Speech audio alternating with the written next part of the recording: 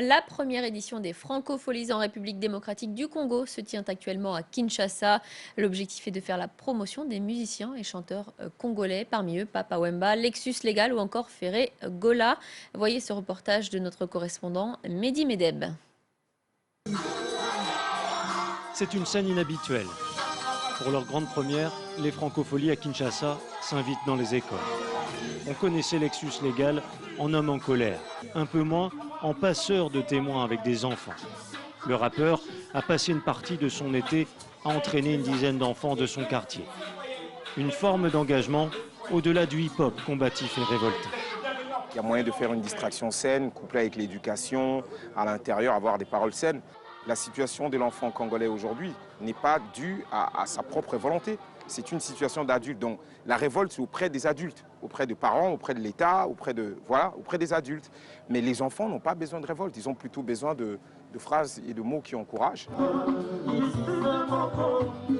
Autre scène, autre génération aussi. Un monument de la musique congolaise règle dans les moindres détails son show à venir. JB Mpiana n'est pas un révolté mais un osseur, un lover.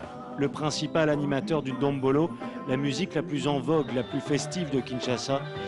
Avec des dizaines de disques d'or, la star congolaise émue de voir les Francopholies atterrir dans son pays.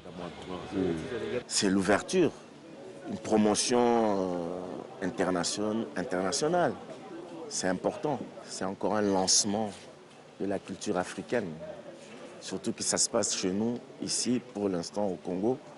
C'est un honneur pour nous. Donc ça sera encore vive la musique congolaise.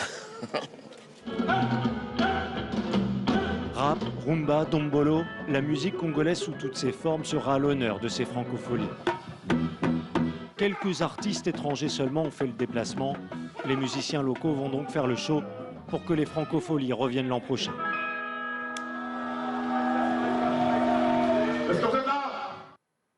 Et c'est la fin du journal de l'Afrique. Restez sur France 24. Tout de suite, un nouveau journal.